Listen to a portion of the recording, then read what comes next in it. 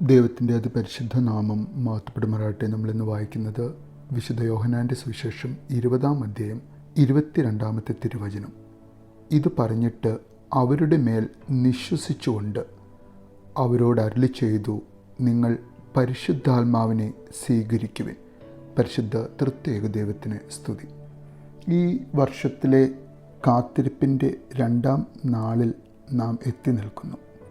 ഒരു ക്രിസ്തീയ ജീവിതം നയിക്കുന്ന നാം ഓരോരുത്തരുടെയും ജീവിതത്തിൽ എന്ത് പ്രാധാന്യമാണ് ഈ ദിവസങ്ങൾക്കുള്ളത്? എന്തിനായിട്ടാണ് ഞാൻ എൻ്റെ വിലയേറിയ സമയം ഈ ദിവസങ്ങളിൽ പ്രാർത്ഥനയ്ക്കായും പരിശുദ്ധാത്മാവിനോടുള്ള പ്രത്യേക പ്രാർത്ഥനയ്ക്കായും മാനസികമായും തയ്യാറെടുക്കേണ്ടത്? അതെ, എൻ്റെ ജീവിതത്തിന് വേണ്ട, ഒരു വിശ്വാസിക്ക് തൻ്റെ ജീവിതത്തിൽ വേണ്ട ക്രിസ്തീയ സുഹൃതങ്ങളാൽ നിറയുവാൻ നമ്മെ പ്രാപ്തനാക്കുന്ന പരിശുദ്ധാത്മാവ്. ആ പരിശുദ്ധാത്മാവിനെ നമ്മിൽ നിറയ്ക്കുവാൻ സാധിക്കുന്നത് പരിശുദ്ധാത്മാവ് തരുന്ന ദാനങ്ങളാണ്, പരിശുദ്ധാത്മാവ് തരുന്ന ഫലങ്ങളാണ്, പരിശുദ്ധാത്മാവ് തരുന്ന വരങ്ങളാണ്.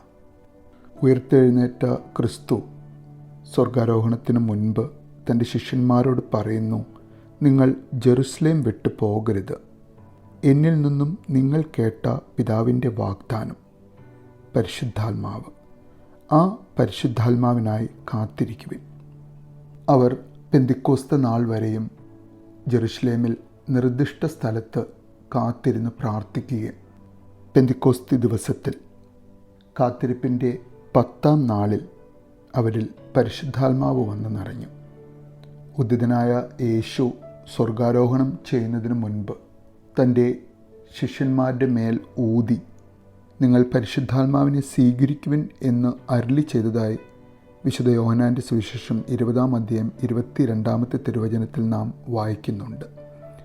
അങ്ങനെ പരിശുദ്ധാത്മാവിനെ സ്വീകരിച്ച ശിഷ്യന്മാരാണ് പെന്തിക്കോസ്ത് ദിവസത്തിൽ പരിശുദ്ധാത്മാവിനാൽ നിറയുന്നത്, വരങ്ങളാൽ അവർ അനുഗ്രഹിക്കപ്പെടുന്നത്. ഇന്ന് 2000 വർഷങ്ങൾക്ക് ഇപ്പുറം എന്താണ് നമ്മുടെ ജീവിതത്തിൽ ഇനിയൊരു കാത്തിരിപ്പിനുള്ള പ്രാധാന്യം? വിശുദ്ധ മാമോദീസ എന്ന കൂദാശയിലൂടെ പരിശുദ്ധാത്മാവിനെ സ്വീകരിച്ചവരാണ് നാം എല്ലാവരും. എന്നാൽ ഇനിയും ഒരു പെന്തിക്കോസ്ത് ദിവസത്തിലേക്ക് നസ്രായൻ നമുക്ക് ആയുസ്സ് തന്നിരിക്കുകയാണ്.